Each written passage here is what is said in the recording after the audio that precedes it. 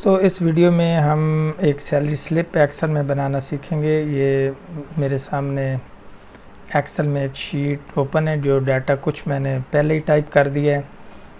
इसमें ये employee ID है, एम्प्लॉई के नेम है, डेट ऑफ ज्वाइनिंग है, डिजिग्नेशन है कि वो principal, instructor, chief instructor, scale है, basic pay, conveyance allowance, medical allowance, house rent, gross salary कैसे निकालेंगे, इनकम टैक्स की कैसे हम कैलकुलेट करेंगे उसका हम फार्मूला लिखेंगे। उसके बाद हेल्थ इंश्योरेंस कैसे कैलकुलेट करेंगे, टोटल डिडक्शन करके उसके बाद ग्रास में से टोटल डिडक्शन को निकाल के तो हम जो है उसकी निकाल लेंगे टोटल सैलरी।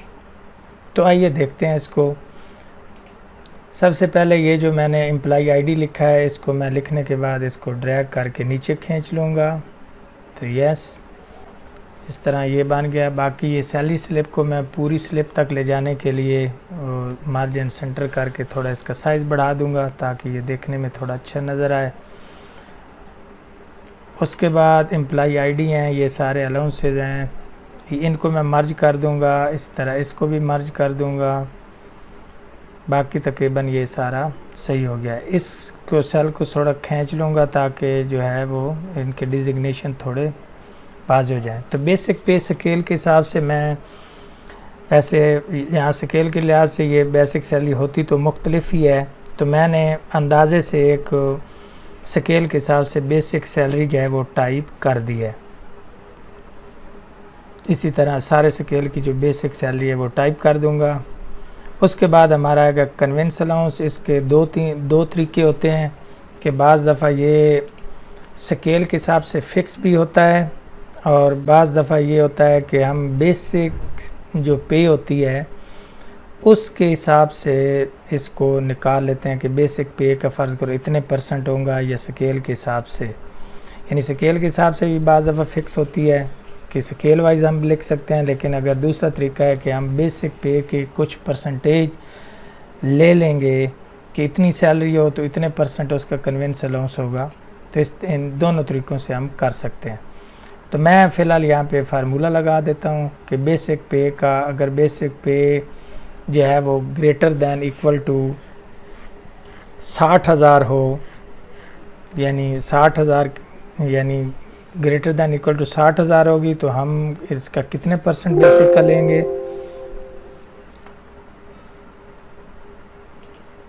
बेसिक का 15% लेंगे, बेसिक का 15% लेंगे। और अगर इस कॉलम में यानी G4 में जो हमारी वैल्यू ये बेसिक पे आ रही है उसका अगर वो 42,000 के लगभग होगी, यानी 42,000 से ग्रेटर दैन उसके बराबर होगी, तो हम क्या उसका बेसिक पे का कितना लेंगे, हम G4 को यानी ये जो बेसिक पे इसमें लिखी हुई है G4 में आ रही है, G कॉलम है 4 है लेकिन हम फार्मूला H में लिखेंगे तो उसकी हम 10% लेंगे। ये बड़ा आम सा फार्मूला है, बस सिंपल ये है कि हमने यहाँ पे वैल्यू बदल देनी है। इधर 60,000 है, 42,000 है, हम जितनी यहाँ कंडीशन देना चाहें हम खुद यहाँ पे कंडीशन जो हैं वो दे सकते हैं। अच्छा, यहाँ पे अब जो फार्मूला लगाया है वो ज़रा मैं दोबारा दिखा देता हूँ कि उसमें आप देखिए कि क्या है कि अगर ग्रेटर दैन इक्वल टू 60,000 हो तो 15%, 42,000 हो तो 10%, या आप अपनी मर्ज़ी से मुख्तलिफ वैल्यू भी लिख सकते हैं कि यहाँ आप 40,000 भी कर सकते हैं। उसकी 10% होगी, नहीं तो आगे हमने कंडीशन कोई नहीं दी कि मतलब अगर 60,000 से ऊपर हो तो 15%, 40 या 42,000 से ऊपर हो या उसके बराबर हो तो 10%, नहीं तो बाकी सबको 5% लग जाएगी।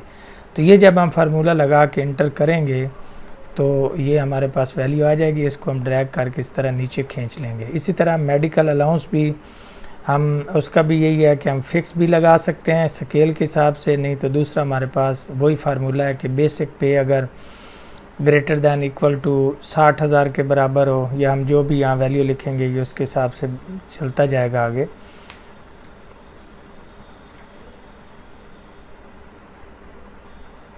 ग्रेटर दैन इक्वल टू हम वैल्यू इसकी लिख देते हैं कोई भी, जिस तरह हमने कन्वेंशन निकाला है कि 60,000 हो तो मेडिकल अलाउंस कितना कटेगा, तो हमने क्या करना है, G4 को यानी बेसिक पे को, अगर तो किसी की जो मेडिकल अलाउंस भी ज़ाहिर है ये सबको मिलता है, यहाँ आपने एक बात का ख्याल रखना है कि ये अलाउंसेस मुख्तलिफ हो सकते हैं, जैसे ये कन्वेंस अलाउंस है, मेडिकल अलाउंस है, हार्ड एरिया अलाउंस है, ये सारे अलाउंसेस हैं जो बेसिक के साथ जमा होकर हमारी ग्रास सैलरी बनती है। तो यहाँ मैंने सादगी की खातिर 2-3 जो है वो अलाउंसेस 2 शामिल किए हैं, हाउस रेंट भी शामिल किया है। तो ये सारे मिला के हमारी ग्रास सैलरी बनती है। उसके बाद हमारी डिडक्शन होती है कि इनकम टैक्स है, ये हेल्थ इंश्योरेंस है, तो वो जो डिडक्शन है वो फिर इस ग्रास सैलरी से निकाल लेते हैं, तो तब हमारी नेट पे बनती है।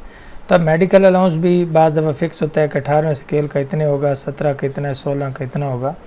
तो मैंने यहाँ भी यही फार्मूला लगा दिया कि अगर बेसिक जो हमारी 60,000 होगी किसी की, तो उसका 12% कटेगा। ये वैल्यू हर डिपार्टमेंट की बाज़ दफ़ा मुख्तलिफ होती है, हर डिपार्टमेंट के स्केल भी थोड़े मुख्तलिफ हो सकते हैं।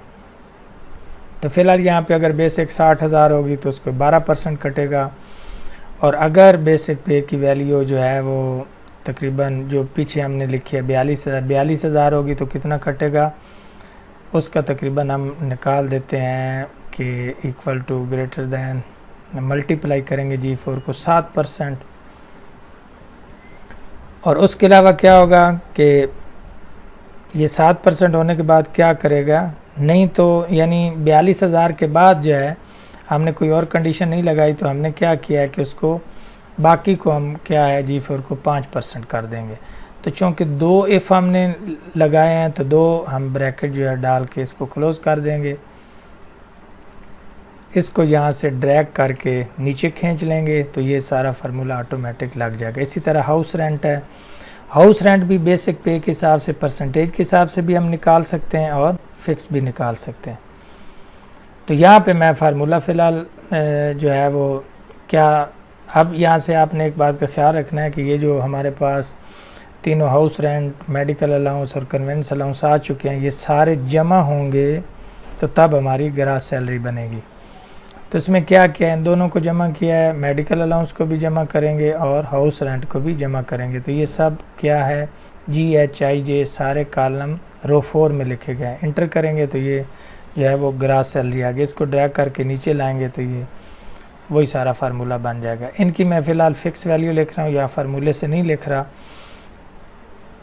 अंदाजे से लिख रहा हूँ कि 18वें स्केल की 65,000 है, 17वें की 55,000, बाकी की 45,000। तो नेट पे जो है, नेट पे अब हमारी कैसे निकलेगी कि वो सारे अलाउंसेस और इसको प्लस करके जो डिडक्शन को निकाल के हमारी नेट पे बनेगी। तो ये अलाउंसेस जो है हमारे वो मुख्तलिफ हो सकते हैं, बस ये है कि सिंपल फार्मूला लिखने के बाद उसको नीचे ड्रैग कर लेना है। अब हमारी होगी कटौती। ज़ाहिर है कटौती भी मुख्तलिफ़ किस्म की होती है मुख्तलिफ़ डिपार्टमेंट, तो कटौती मुख्तलिफ़ डिपार्टमेंट में मुख्तलिफ होती है। अब बाज़ डिपार्टमेंट में ये होता है कि इनकम टैक्स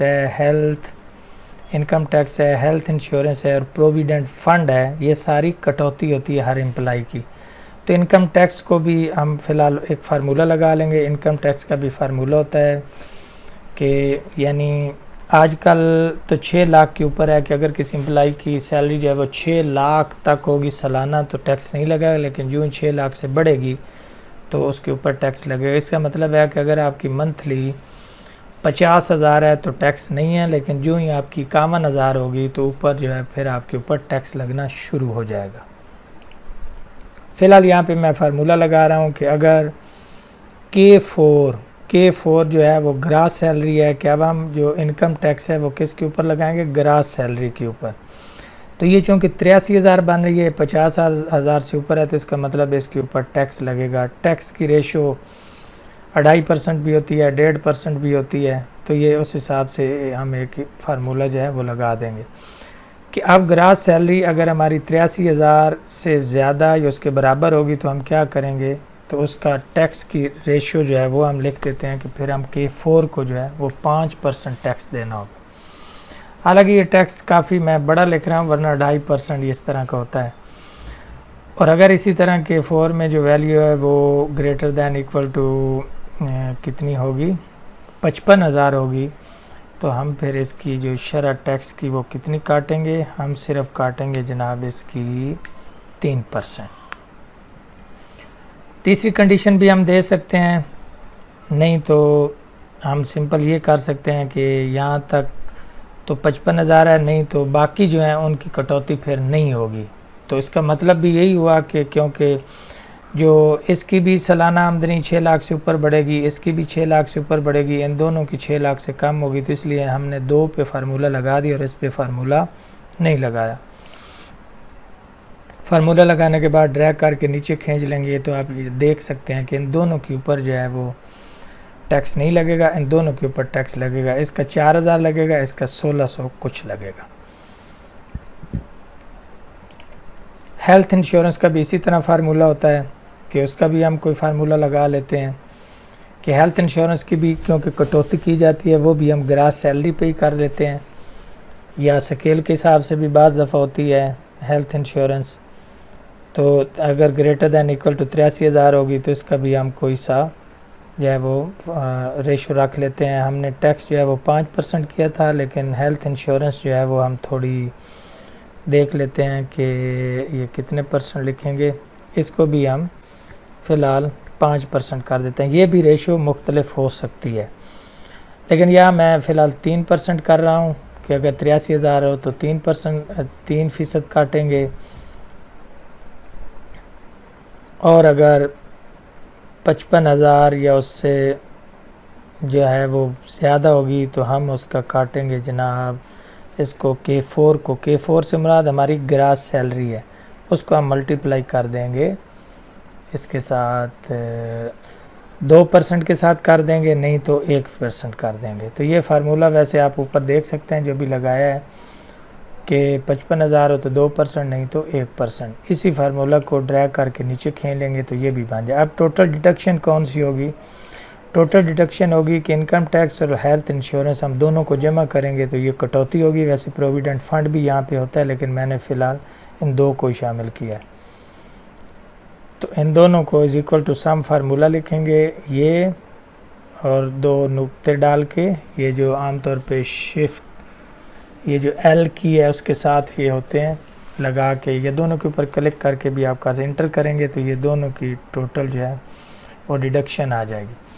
अब नेट पे हमारी कौन सी बनेगी, यहाँ पे आपने ख्याल रखना है कि ग्रास सैलरी में से ये डिडक्शन निकाल देंगे तो हमारी नेट पे आएगी। तो उसका भी यही फार्मूला है कि इज इक्वल टू करके इसके ऊपर क्लिक कर देंगे जो हमारी ग्रास सैलरी है, और माइनस ये जो है वो कर देंगे। माइनस लिखने के बाद इस पर क्लिक करेंगे, ब्रैकेट क्लोज करेंगे और इंटर प्रेस करेंगे तो ये ग्रास सैलरी, इसको हम नीचे खींच लेंगे तो ये जो है टोटल डिडक्शन होगी। डिडक्शन होने के बाद ये जो है वो नेट पे होगी। अब इन सब को थोड़ी हम सेटिंग कर लेते हैं। इसको करने के बाद थोड़ा इसका कलर बदल देते हैं, ये कलर अच्छा है, ये भी सही है, प्रिंट सही आएगा इसका। बाकी नेम वगैरह सारे ठीक लिखे हुए हैं, सीरियल नंबर वगैरह सारे, इनको भी हम ज़रा कोई कलर दे देते हैं ताकि थोड़ा वाज़ेह हो जाए।